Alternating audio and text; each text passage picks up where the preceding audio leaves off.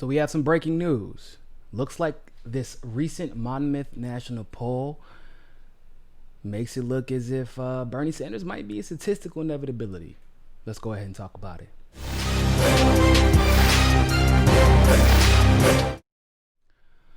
So a new Monmouth poll just dropped like 30 minutes ago. If you're watching this around 4:30, literally this poll just dropped.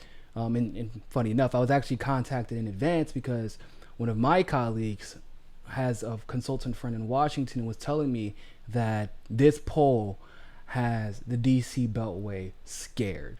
And not only that, by the way, but that this poll potentially was conducted well in advance and they were actually going out of their way to wait to release it. Now, here is the reason why. Now, Biden is still, this is a national poll by Monmouth, right? Just released today. Biden is at 26%, right? The question was, if you were to vote today, who would your choice be? Now, this is for Democrats and Democratic leaners. Democrats and Democratic leaners. In other words, no one else is taken into account other than Democrats and Democratic leaners, okay? Biden's at 26%. Coming in at second is Bernie at 21%. At third, Warren at 17%, which means she's dropped significantly. And then the closest to any of them is Buttigieg at 8%. Now, what does that mean? Why am I calling this a statistical inevitability? Like, that's in reality, objectively, that's what this is. 21. Do you understand that Bernie was 3 million, quote unquote, 3 million votes short of beating Hillary Clinton in 2016? Around this time, Bernie, when it came to national polls, had less than 10% in some cases. Less than 10%. Then, of course, we know how the story goes. He then goes to Iowa, ties her, beats her in New Hampshire. You know, we know how the story went, right?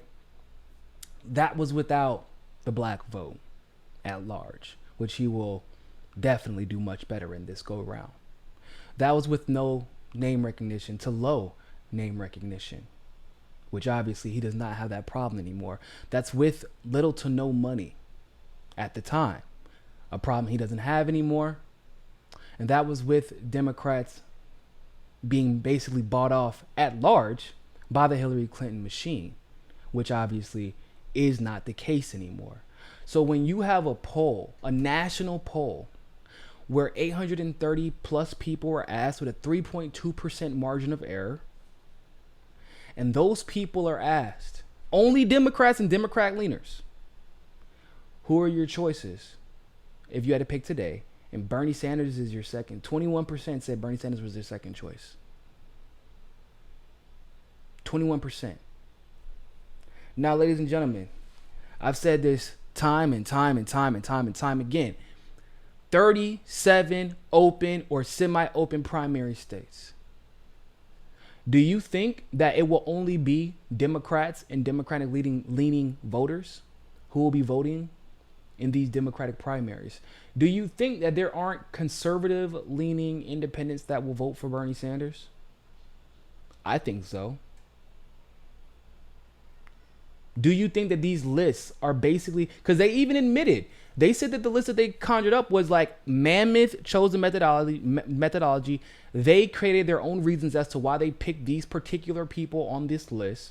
So as unbiased as I know they would like to think their sample size is, we know that they're basically, these are hyper engaged, probably a little bit partisan voters that they asked, not including all the new people who have been brought into the fold over the last 3 years, I'm sure. Not including the people that will be brought into the fold over the coming months. Not including the people who have tuned out basically until they figure out when their state's coming up and who is doing the best at that point. Bernie almost beat Hillary Clinton. And mind you, with rigging almost beat her. When he had 3% in September and November in some national polls. You think that Joe Biden has a better chance of beating Bernie than Hillary did?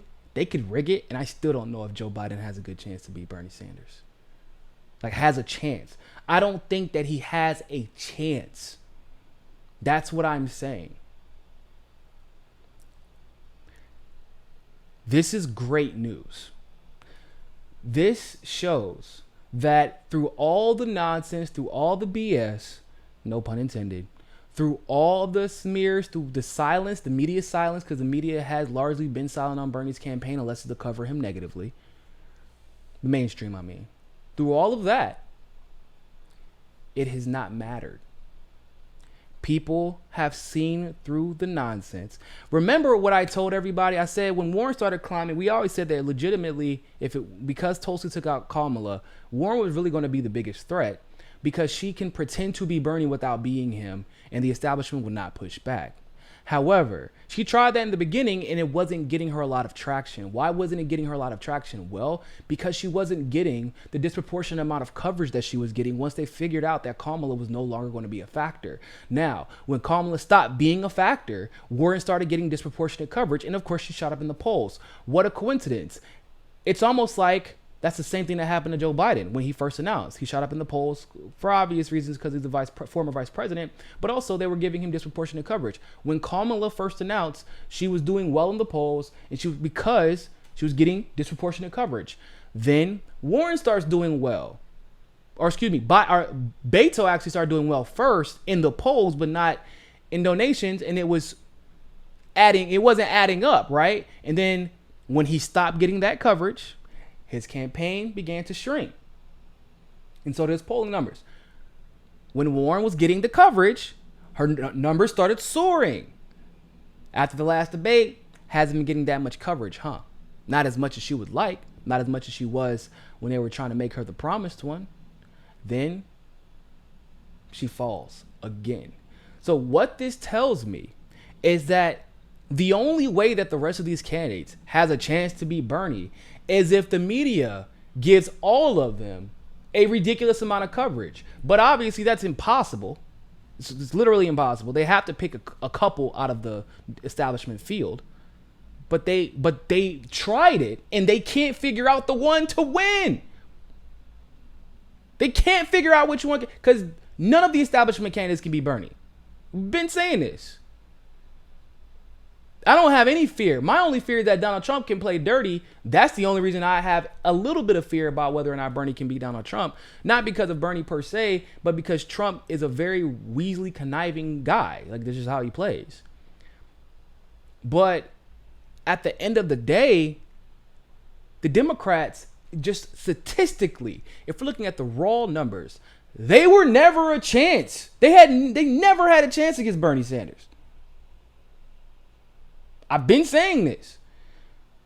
One of the reasons I love the man, and he gets on my nerves sometimes, is that I'm like, when he's being cautious, I'm like, why are you being cautious? You have all the money. You have all the volunteers. You have all the support. Only thing that they have against is mainstream coverage. But does mainstream coverage determine the outcome of elections in 2019? I don't know. Who's the president? Donald Trump. Okay, there's your answer. So we got super chat by Scott. Thanks, Scott. Did they break it down with landline cell phone usage? They did break it down with landline and cell phone usage. Let me see if I can pull it up for you right quick, because they did. And from my understanding, they actually call more cell phones than landlines.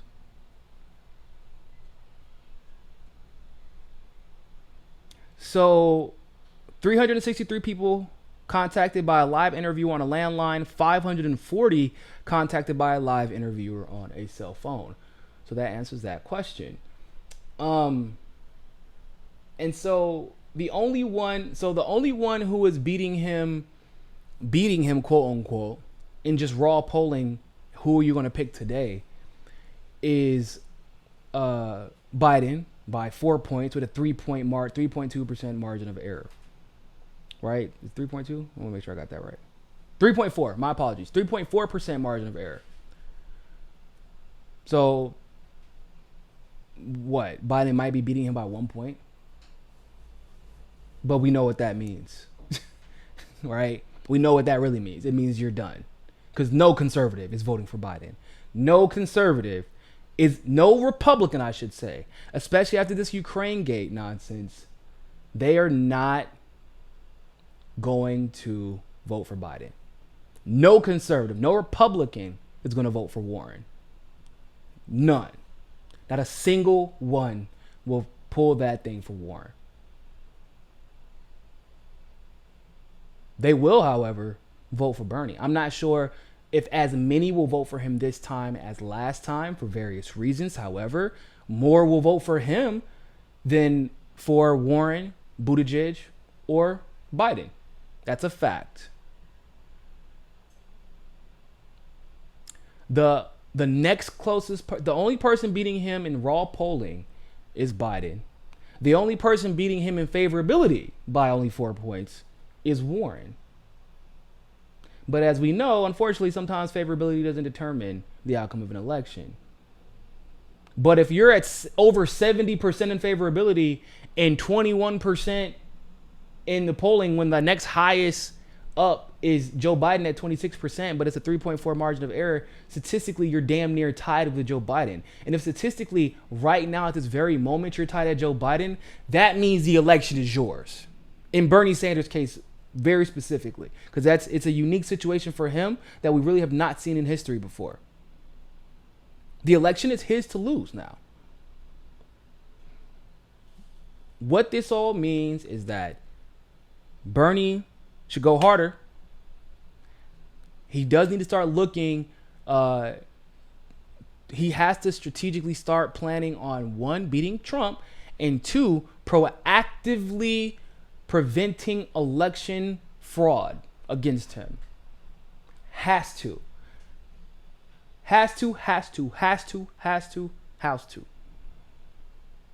If he wants a chance, and this isn't unique, I don't say this just about Bernie. I say this about Yang and Tulsi as well.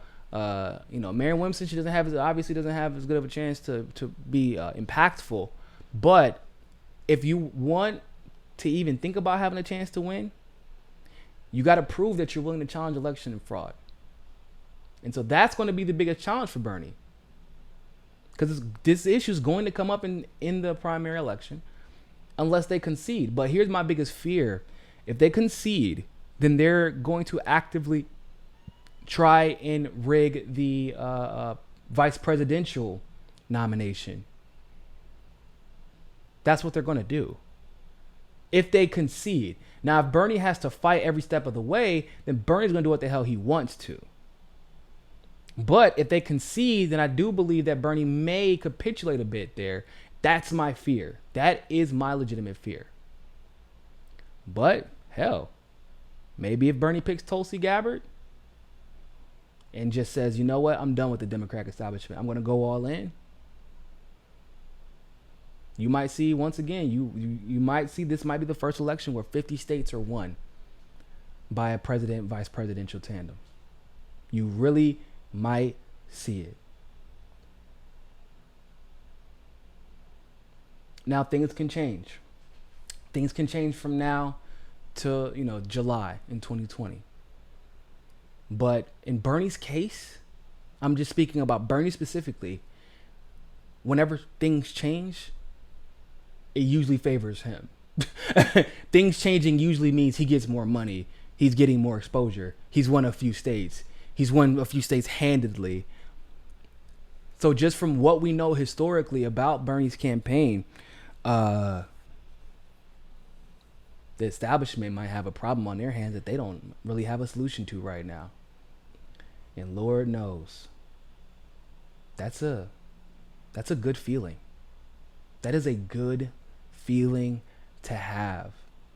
To feel like the for the first time, really since I've been deeply involved in politics, I genuinely feel like we have the establishment on the ropes, and they're basically just shooting in the dark now. They don't know what to do. They're like, well, let's throw some impeachment stuff out there. Let's throw, let's hold some polls. Let's rig debate times, and we'll just see how it turns out. But it's not working out for them. There's nothing they've been able to do. For the first time, it legitimately feels like we have the establishment on the ropes. And that, ladies and gentlemen, is a great feeling. So with that being said, thank you all so much for tuning into that live stream segment of Mikasa Sukasa. Like, share, make sure you're still subscribed. If you are subscribed, make sure you hit the notification bell as well. I'm going to be talking about this recent impeachment, the articles of impeachment. So if you're watching now, stick around, check back in about 5 to 10 minutes, and we'll be covering that. If you're watching this video later, then you can check in the video archive, and it should be there. All right, people. Thank you all so much for tuning into that live stream segment of Mikasa Sukasa, and always remember, more than anything else, find your balance. Peace. Don't forget to hit that subscribe button and hit that notification bell if you like that segment of Mikasa Sukasa. Of course, if YouTube is giving you trouble, as it always does, you can download the Rockfin app and follow us there. Also, if you want to continue to help our show grow, you can help us reach our goal of 500 patrons on Patreon and donate as little as $1. Really, anything helps. Other than that, always remember, people, more than anything else, find your balance. Peace.